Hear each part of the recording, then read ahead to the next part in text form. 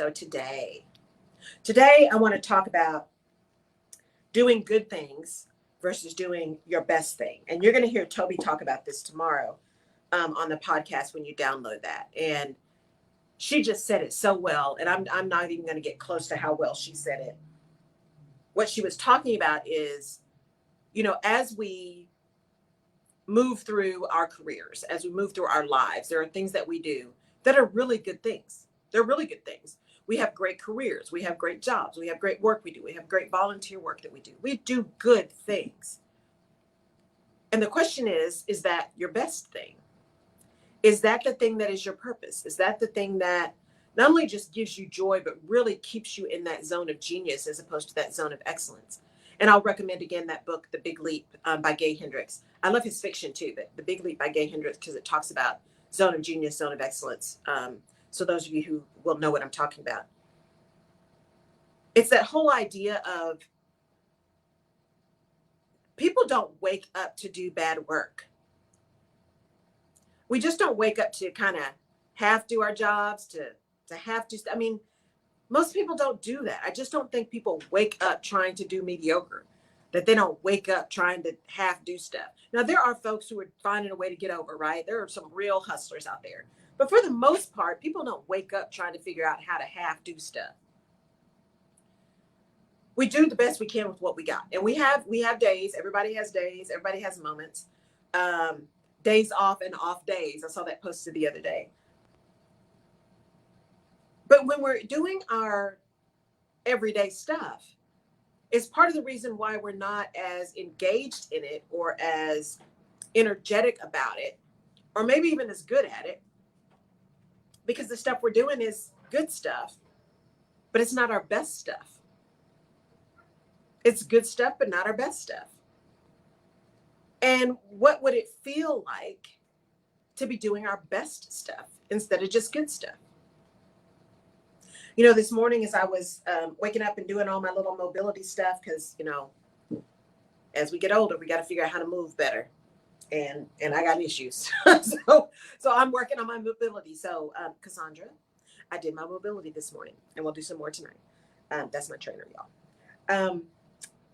I was listening to Joyce Meyer this morning, and I think this is an old show. I don't even know if she's doing new shows, but this is an old show. Because she was doing it from here in Houston, Texas. And I know she's not here right now. But the whole idea was on not complaining.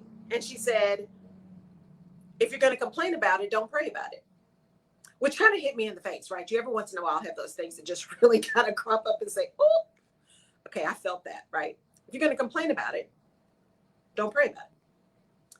So how many times do we get up and we go to that job? We go to that place of business. We get to our computers if we're running our own business, whatever it is. And we're complaining. Oh, I can't believe I have to change technology. I can't believe this didn't work again. I can't believe I have to send this bill. I can't believe I have to do this. I can't believe, right? It starts out with that. I don't want to. I can't. Why? But how many times are we doing that and then saying, I wish it were better? Lord, just make it better. Or the universe, or whatever your thing is. Just make it better. Make it go away. This is not what I want. What I really want is this. I can't believe I have to do this, because what I really want is, right? If you're going to complain about it, don't pray about it.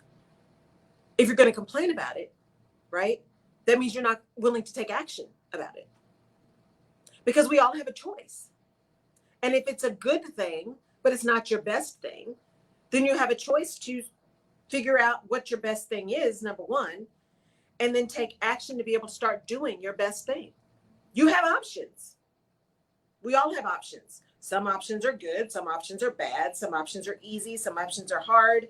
Some options are painful, and some not so much. But we always have options. Always. And so if you're just doing good stuff, that's great. Keep doing that, because sometimes you got to do what you got to do until you can do what you want to do. And sometimes good is just getting up and functioning in the morning. And we got to be okay with that, because, again, sometimes you have days off. Sometimes you have off days.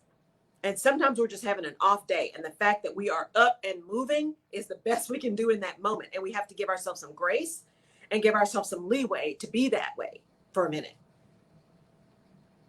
And that's okay. But if what you're doing is just good, keep doing good until you can do your best. Keep doing good until you can do better. Keep doing what you do until you can do more. As they say, when you know better, you do better. But that also means you got to give yourself the space to have the real deep conversations with you about what is it that is my best? What is it that I should be doing? Because here's the thing, I have the honor of getting ready to go do some work with an organization at the end of the month. And it's going to be around, career and leadership stuff. It's something I did with the group in San Francisco, or the South Bay, not San Francisco, with the South Bay.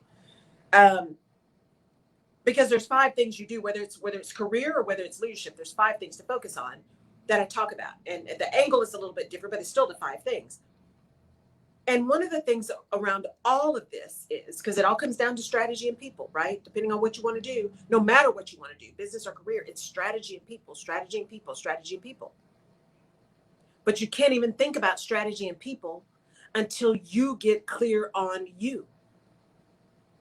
Until you get clear on what it is you really want to do. What's the end goal? What's the things that are good? What are the things that are going to get you there? What's good? What's good enough? What's necessary? And what's exceptional? But you have to have time to sit in that and understand that, to really think through that. What does that mean? But if you don't know where you're trying to go, if you don't have that end goal in mind, or at least have some semblance of a direction, some semblance of an idea, everything is fine, right? What is that? There's a saying that's something like, if you don't know where you're going, then every destination is a great destination, or something like that. I probably butchered that all over the place, but you guys know what I mean. If you don't know where you're going, then anywhere is fine. If you don't have expectations, then anything is good. And sometimes we got to manage expectations anyway, right? We got to manage what we expect people to be able to do. And if you set low expectations, you can never be disappointed, right? Sometimes that's just being protective. We're protecting our spirit, right? We're protecting our heart. We're protecting ourselves from disappointment. But do we give ourselves that same, I don't expect myself to do much?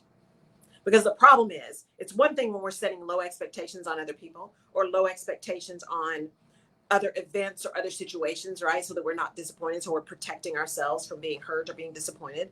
It's another thing when we set really low expectations of ourselves, because sometimes that can turn into kind of that whole, well, I didn't expect to do well because, I'm not good enough. I don't know how to do it. That's not possible for me.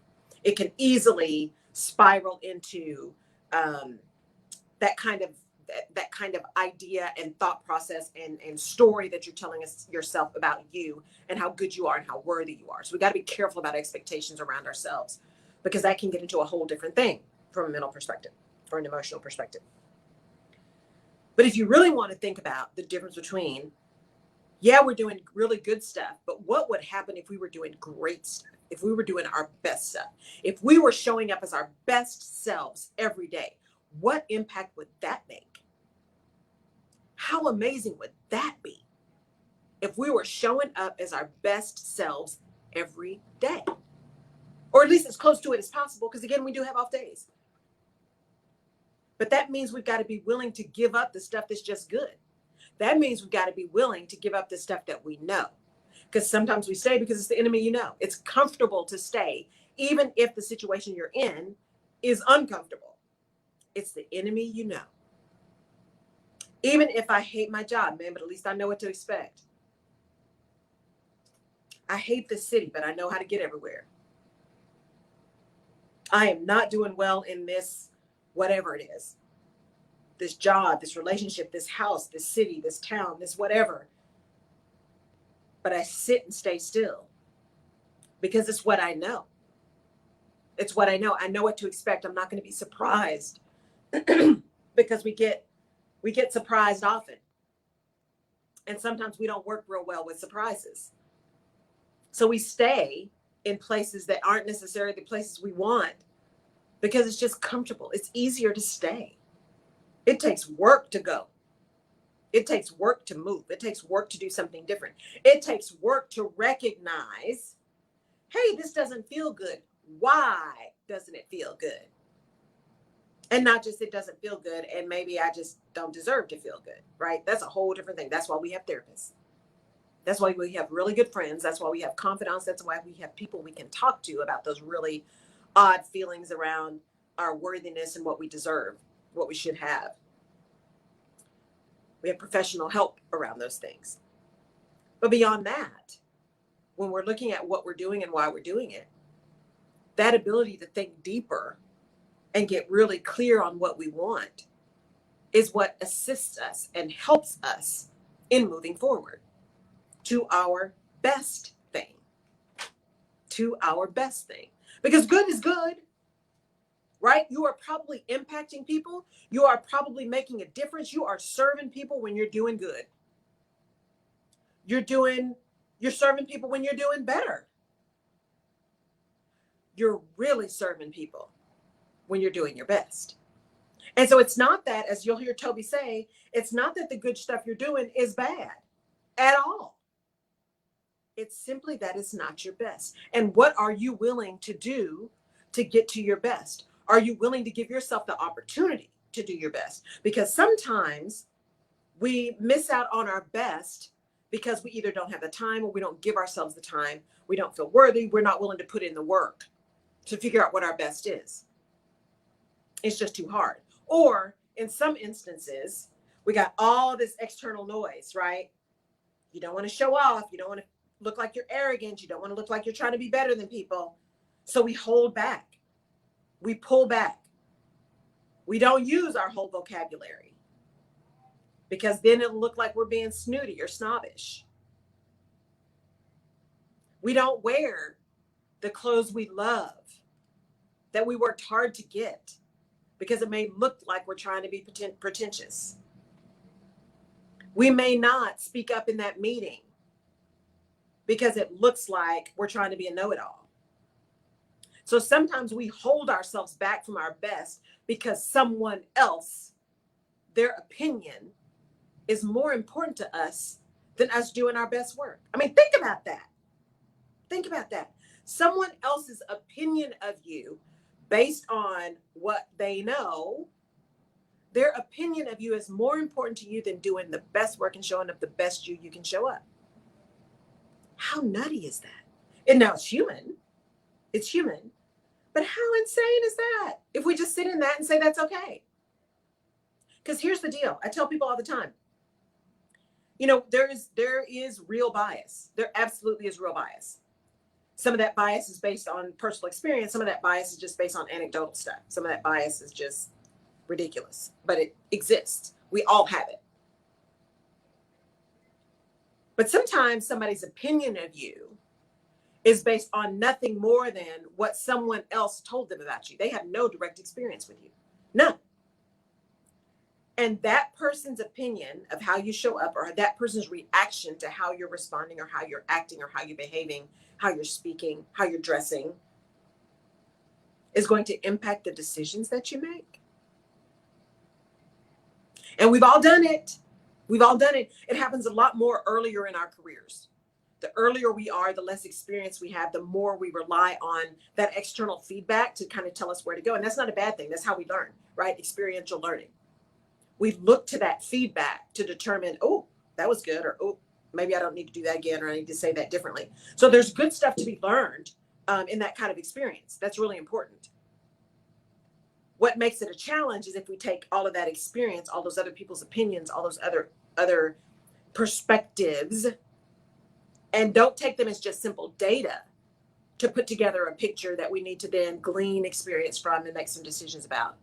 But we take that perspective and decide the perspective is the perspective that matters. Whether or not it's accurate, whether or not it's true, whether or not it's grounded in anything factual, we take it as fact and we act accordingly.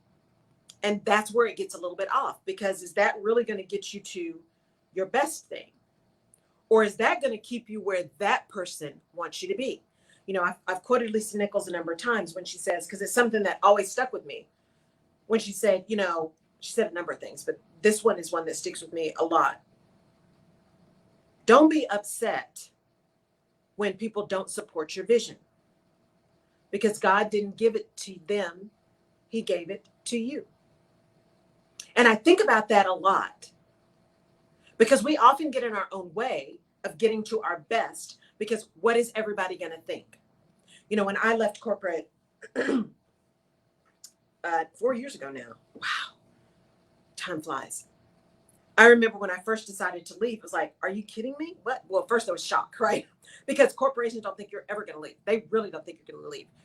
They're getting better at that now, recognizing that people have choices. But most of the time, especially the further you get up in the organization, and depending on the culture of the organization, they really don't think people are going to leave. And especially if it's professional services, because they pay you a lot of money in professional services. They call it golden handcuffs, right? They just pay you more and more money. And they just think nobody's going to ever walk away from that money. But we all have a choice, right? And you do have a choice to leave. And I remember when I was leaving and I was starting to tell people what my plans were, there were some who were like, no, we get it. Whatever you need, we got your back, right? We're really supportive. Or, well, just make sure you do that in a way that makes sense for you, right? But there were other people who were like, have you lost your mind? Do you know what position do you have? Do you know how much money? What are you going to do? How are you going to live? What about insurance? All of these obstacles, because they didn't see the vision. Because we've been taught, to grow up and you go work for someone. Many of us, right? The majority of people have been taught that's what you do. There are many people who have had exposure to entrepreneurs and who are wired to be, own their own businesses and things like that. One of the people I interviewed, Tiffany Williams, who owns Twice Media Productions. You guys can go see her interview on the podcast or listen to it on the podcast. It was a few episodes back. She's one of those people that came out and said, I'm just going to go do my own thing, because I can always go get a job, but I'm going to go do what I feel like I'm led to do. And she just took the leap, and she's doing fantastic. She's built an amazing business, right? So there are people who just get it. You'll hear some of that from Toby, right? That she had this inner voice from very, very young, but then we're taught to stop listening to that, to stop listening to that intuition that we had very early. We're taught to kind of say, that, what do you want to be when you grow up? Right? People ask kids that all the time. What do you want to be when you grow up? And then as they get older and older, you get the, you shouldn't do that. I don't think you have the skills for that. Are you sure? That doesn't make enough money. Why would you want to do that? Right? All of that stuff. We start judging that innocent gut reaction, because kids are reacting to their gut. They're reacting to that thing that they feel. This is what I really want to do. And if you ask them why, they can tell you why. If you ask most adults why, we don't know. It's going to take us a minute, because we've got all this noise that has come out. We got all this training with all this experience. And to be still so we can get to our real why takes some work that not all of us are willing to do, because it's hard work to get to your why. And it takes quiet, and it takes patience, and it takes a willingness to listen to yourself and be okay with that why being something completely contradictory to what you've been doing, because sometimes that happens. But if we're going to get to our best thing and show up as our best us and serve at our top potential, because leadership is about behavior and leadership is about service, right? It's not about you. It's about everyone else. If we're going to get there, then we have to be willing to take action. We have to be willing to do something different. We have to be willing to challenge our own thought processes and put other kind of stuff aside. Before the pandemic, Oprah was doing this, and I cannot remember the name of it. She was doing this big all around the country thing. And some girlfriends of mine and I, we were able to go. Thank you, Suzanne. We were able to go. And we went to the one in Dallas. And Tracy Ellis Ross happened to be the big guest that was there. She was incredible, by the way. And I follow her. She is just, she's a comedian, and she's funny, and she does all of these things, and she's, a model and everything. But when you see her in this different context, and she really talks about her story and her vision and the things she wants to do, the woman is deep. So it's like, we can't sleep on people just because of what we see on the surface and on Instagram. The woman is deep. And, she talks about how this self-talk and getting to our best selves and the things that we've always wanted to do, how sometimes that gets buried. Because she always wanted to sing, always wanted to sing. But she's Diana Ross's daughter, right? And so she was like, I can't sing like my mom. And I'm Diana Ross's daughter. I can't do this. I can't do this. But it's something she always wanted from very young. And during the pandemic, she made the movie where she sang. And she tells the story about how she talked to her mom about it when she finally started doing it. And they were sitting in the car and she played a recording of her singing. And when it was over, she looked over at her mom and her mom was like, finally, or about time or something like that. And she said she just burst into tears, right? Because her mom knew about the dream and was just waiting for her to be okay with just doing it. Just doing it. And so through her telling us this story, she said, you know, we all have these voices in our head. We all have these naysayers, but we also have these internal voices that say, oh, you really shouldn't do that. Oh, all this stuff is going to happen. That's not going to be good. That's not you. All of that stuff. And she said, and what I do when I hear that, I'm like, okay, thank you so much for showing up. I need you to go sit down now because it's no longer your turn. I need you to get off the stage. Next, right? And she said it in such a way that was so funny, but it's so true. Sometimes we need to tell those little voices, those naysayers, whether they're our own internal voices or people outside, just to say, thank you so much. I really appreciate that perspective. Now I'm going to move on. I will take that into consideration. Just like perspectives. How do you know what your truth is if you've never heard anyone else's? If you've never seen anything, if you've never been anywhere, how do you know?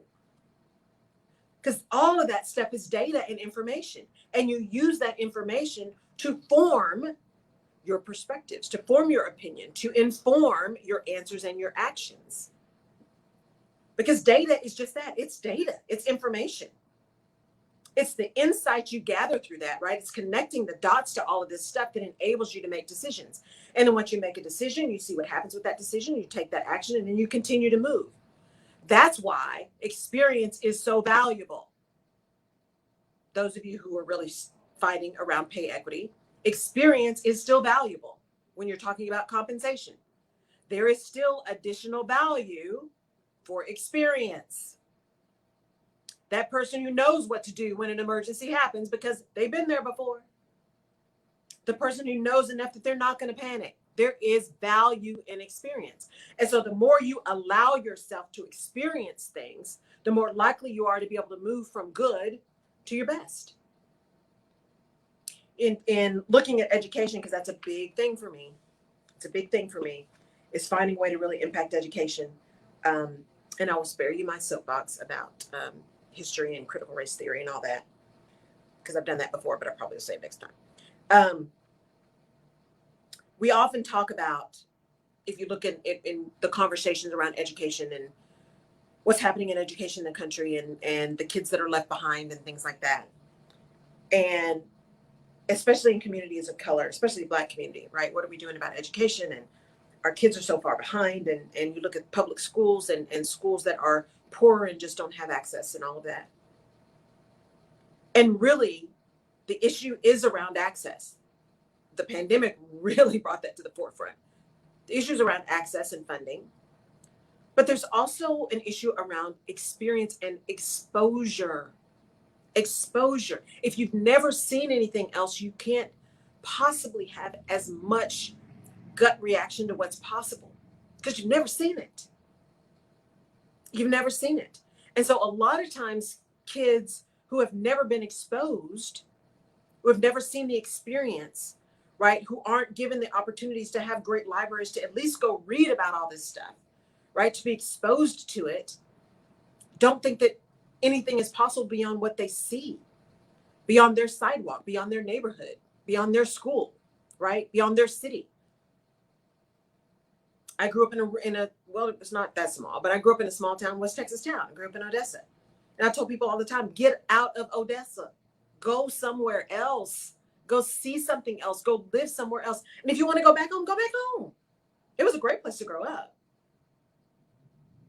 Go back home if that's where you want to go, but go somewhere else for a minute. Go see something else, go experience something else so that you can, one, appreciate what you got, appreciate where you grew up, but also so you can gather more data, gather more experience, build your perspectives and your opinions on something that you have done yourself, not just what other people have told you. Go see something else. Go travel. Go get in your car and drive to the next town. Go do something. Go see a museum. You know, you don't have to travel the world. Although there's nothing like seeing things in person. And there's so many more places I still want to go. I am by no means the most experienced world traveler, and I do not claim to be. There's so many places I have not even gotten close to being. Some places I don't want to go particularly, but there are places I just haven't been. And I want to go, right? I want to get to all 50 states, and I got some things to check off my list. But what I love about going is that actually seeing it with my own eyes. Every time I watch the Smithsonian Channel and I see something, I'm like, oh, I want to see that with my own eyes. I want to see that green with my own eyes. And when I look at and listen to the people that I work with and how they're moving through the world and how they're deciding what they want to do, everyone I work with really wants to be doing their best. They really do. I haven't worked with anybody who's like, yeah, I'm just good with just showing up. Not one person have I worked with that says that. They all want to be in their zone of genius, doing great stuff. They don't always give themselves time to figure out what that is. And so what they're doing is good. What they're doing is really good. They're doing really good work. They're not broken, right? They're not breaking things. They're not just taking up space. They're not, which is one of the worst things you can say to people, by the way. You're just taking up space. They're not just taking up space. They're doing stuff. They're making an impact. They are. But are they at their best, at their absolute best in what they're doing? No. And they can feel it. That's why they're reaching out to me. They can feel it. They're looking for someone to help them get clearer and identify that best and identify a plan of action to get there. And in some cases, for someone to tell them it's okay to recognize that what you're doing now is not it. Because again, sometimes we've been trained to just do the thing, whether that thing is what we really want to do, or whether it's in our zone of genius, or whether it's in our even like to. We've just been trained to just do it because that's what we do. And again, there's nothing wrong with that. You got to do what you got to do so you can do what you want to do. What I encourage you to do is to not just sit in that and be complacent, and to start believing the story that you can't do something else, that you can't do anything else. Now, I don't want you to hurt you because you're mad at them, right? I want you to plan. I want you to make a conscious decision, unless you're in danger. If you're in danger, you need to figure out a way to get out, right? If you're being harmed, you need to find a way to get out. And harmed mentally, physically, emotionally, whatever. You know, if you're being harmed, you need to find a way to extricate yourself as soon as possible from that situation. But outside of being harmed, if it's just uncomfortable, it's just not what you want, don't hurt you because you're mad at them. And don't sit in paralysis because you're mad at you because you can't figure out how to get out. Because you can figure out how to get out. You just got to give yourself the opportunity to, one, decide this is not what I want. It's truly not what I want. I'm really good at this, but this isn't my genius, right? It's not my zone of genius. It's my zone of excellence. And again, this book talks about that. The zone of excellence, that's the stuff that you are exceptional at. You may be better at it than anyone else, but when you're doing it, it doesn't make you happy. It doesn't bring you peace, right? It doesn't bring you joy. It doesn't get your juices flowing. You're good at it, maybe even exceptional, but it doesn't hit that core. It doesn't hit that heart. Your zone of genius hits the heart. And it may be even harder for you to do than some of the stuff you're excellent at. But it's the stuff that when you're doing it, it's like that in the zone piece, right? That euphoria, that joy. When you're making stuff happen, when you're seeing the impact, when you're in your zone of genius, when you're doing your best, when you're living your purpose, that's beautiful. That is just beautiful. But in order to do that, you have to acknowledge that what you're doing now isn't that. And then decide how you're going to do both of those things. Because again, it could be that you keep doing that thing that's in your zone of excellence because it funds the thing that's in your zone of genius. There are a lot of people who spend a lot of their time, right, volunteering, giving back, enjoying things outside of their quote unquote day job. Many, many, many people. And they are great at their day job and they do it, but it's just their job. And they're very clear. They don't blow it off. They don't show up halfway, but they are very clear about where that job fits into their overall life, what they want to do. They're very clear on that.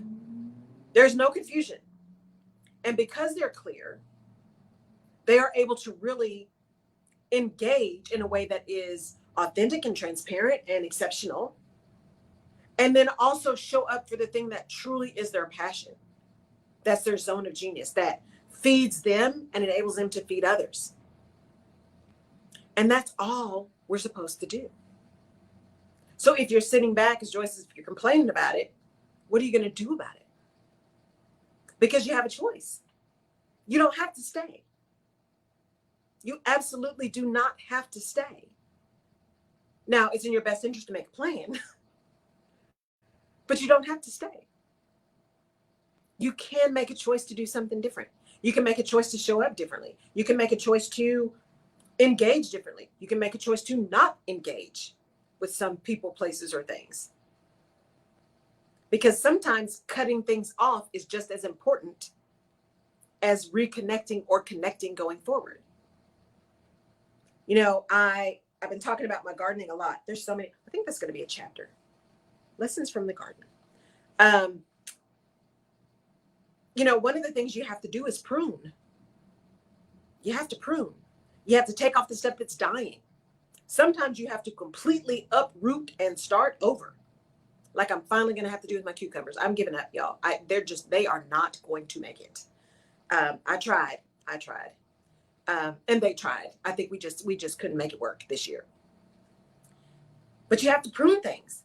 And every week, I maybe take a couple times a week, and I'm looking at my plants and I'm cutting off leaves that are rotting, or I'm spraying for caterpillars or slugs or whatever.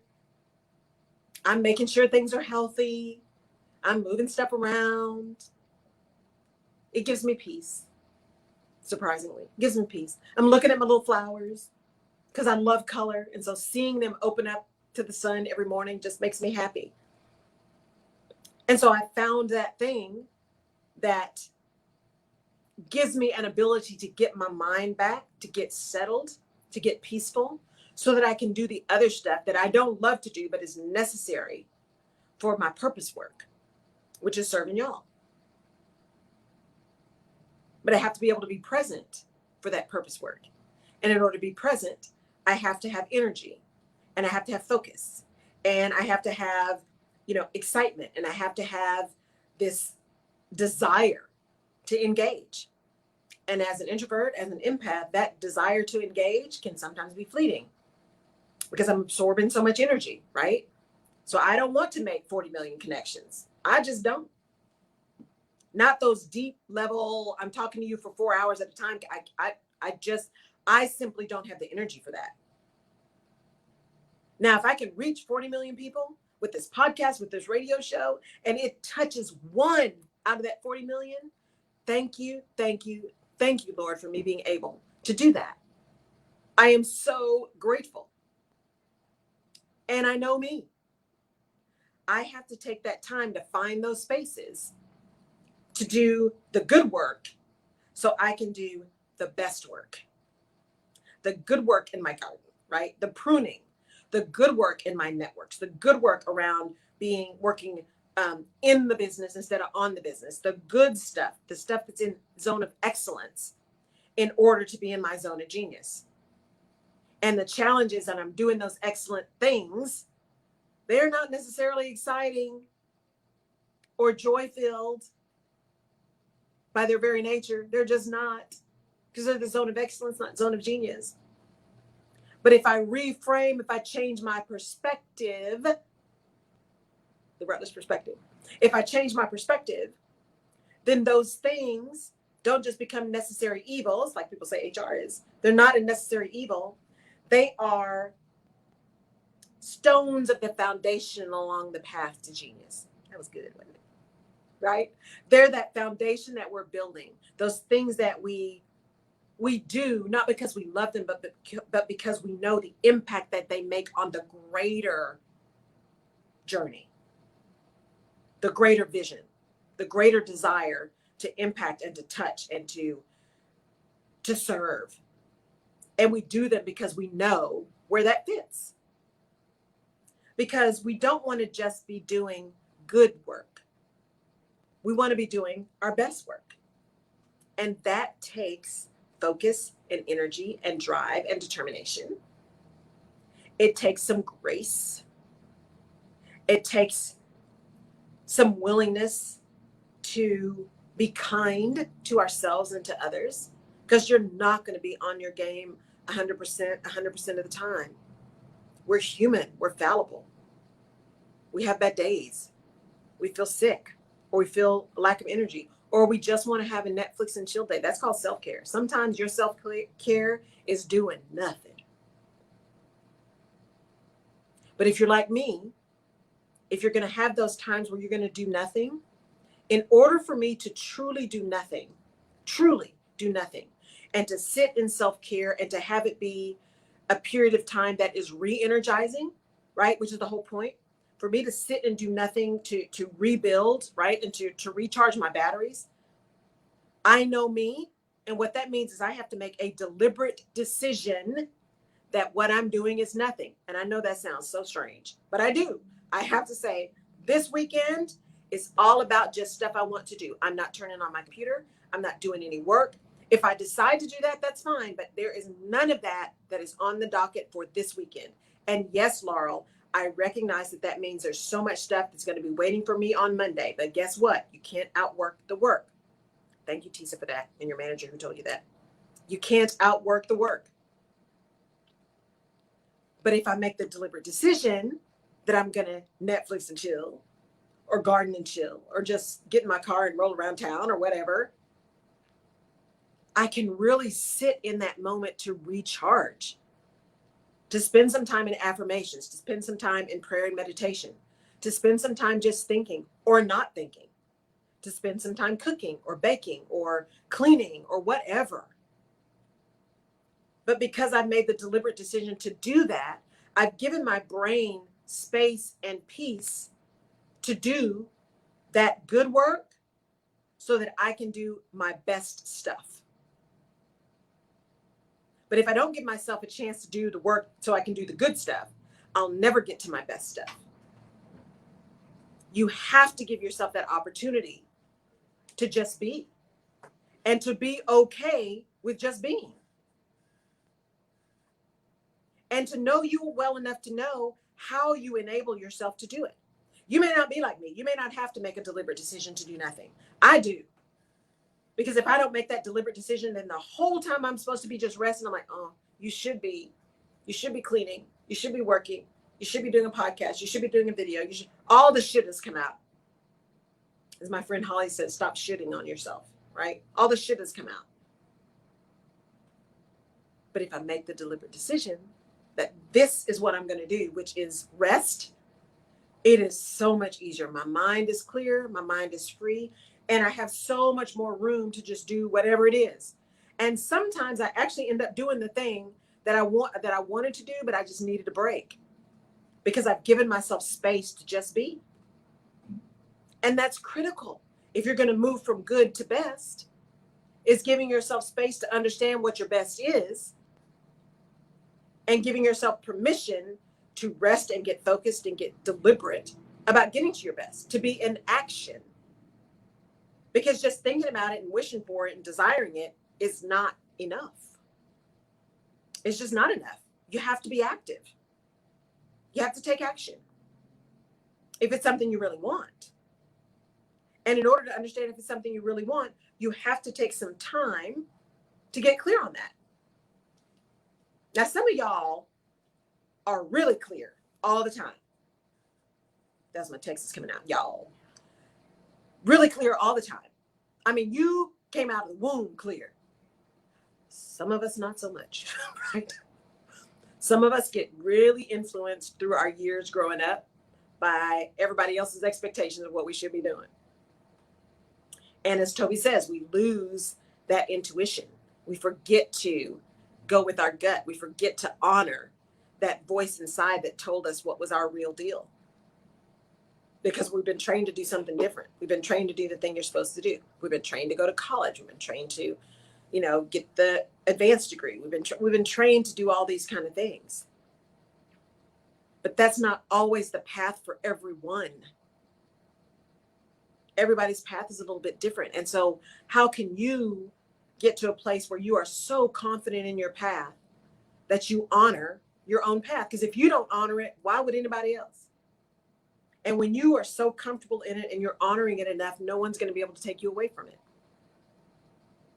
As Tracy Ellis said, okay, I'm listening to you. Thank you so much for that information. Now I need you to move off the stage, exit stage left. No longer your turn. I'm no longer listening. I got you, but I'm done now. We're going to move on to the next thing. Right? But you got to give yourself an opportunity to be that and to do that and to say that and to want that. And that takes some space and peace and quiet and a determination to find what your best thing is. What is your best thing? Continue to do good work because people need the good work that you're doing. How many more people could benefit if you were doing your best work?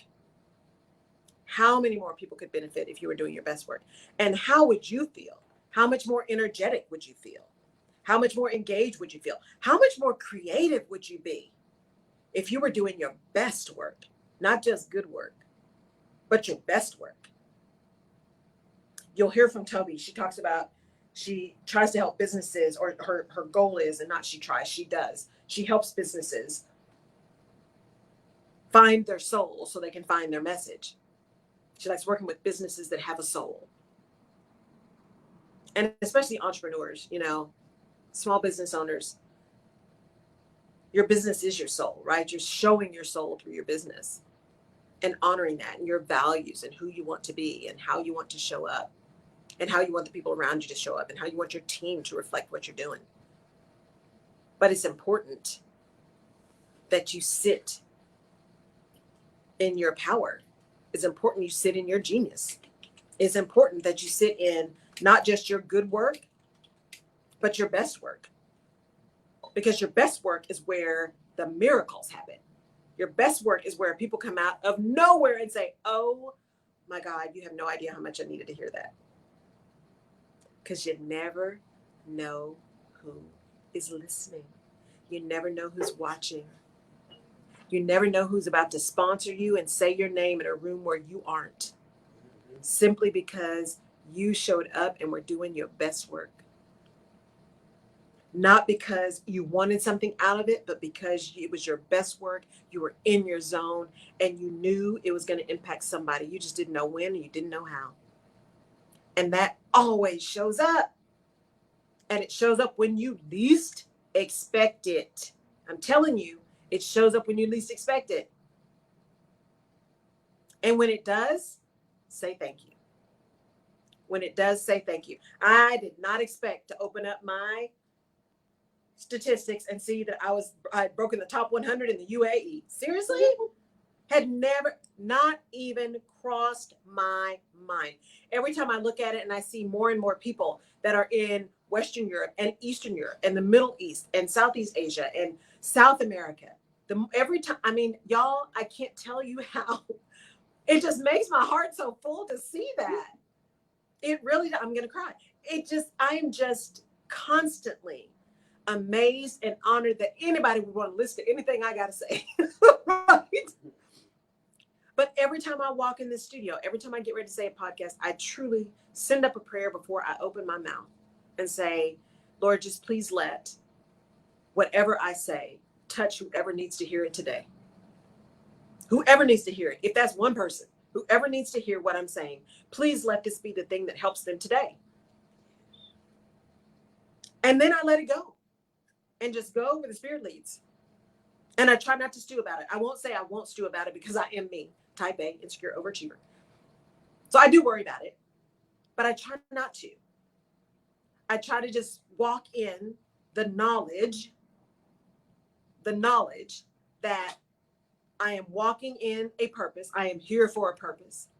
I am leading with my heart, but acting with my head. I am here to serve other people. And through that service, other things happen. So I lead with a desire to serve. And it's the same thing for you. When you get ready to move, and I do mean deliberately get ready, because you do have to get ready. When you get ready to move from your good thing to your best thing, you're going to need to decide what you're willing to put in to get that, and what you're willing to prune to get that, what you're willing to sacrifice to get that, what pain you're willing to sacrifice, that 40 years in the desert you're willing to walk through, because no one said it was going to be easy. And that, and I mean that whether or not you're starting your own business or whether you are building a career in corporate, either way, it's not easy. None of this is easy. But are you doing something that's worth it? Because it's getting you along the path to your best, because you have spent the time understanding what that is and understanding what your why is. Because if you've done that, then that pain along the path is just a detour. And if you can really get focused, the pain is an opportunity to learn. What did you experience from that? What did you learn from that? And what is the story you can tell someone else that may prevent them from making at least that same mistake? They're going to make their own, but at least maybe they can avoid that one pitfall that caused you that pain by you sending and spreading your learning to them. All right. Michelle Johnson says, congratulations to you. Thank you, Michelle. Thank you. Thank you. Thank you to all of you online. Also, and I was in the production room listening, Yeah. and the one thing that stuck out to me is that you were talking about the need to kind of get to yourself, re-energize and recharge, because you said nothing is easy. And apparently, sometimes people would think radio or podcasting is easy because you just got to talk for about 30 minutes or an hour. But you said the most important thing, if you're going to pour out to others, you have to have something to pour out. You've got to have some energy. You got to have some hope, because people are looking for that. Yes. And so it's not unkind, to be clear. It's not unkind to take a day or a moment when you need to recharge to do that, because a lot of times people think that you're always on. So you said that that's not always the case. Oh my gosh. It's so funny that you say that. See, this is what I'm talking about, y'all. Messages come through when they're supposed to. One of the things that I realized as I was leading corporate and when I started doing this business and I started engaging with some people and doing some things was I was always on, and I got tired of being on, right? Because what you find is then you end up being on with people who are closest to you, right? Friends and family, where you don't have to be on. It gets to be such a habit that you're always on, and it's exhausting. Mm-hmm. It doesn't mean that you're not authentic. It doesn't mean that you're not showing up as you. But when you're on and you're focused, you may not be as free, right? So when you're in that corporate setting, especially when you're a senior executive and people are watching you, they are counting on you. You still show up as you. You still show up as you. Every day I showed up as me. I didn't show up as somebody else. I showed up as me. Everything I said, I meant. Every action I took, I meant. I was very deliberate and very intentional.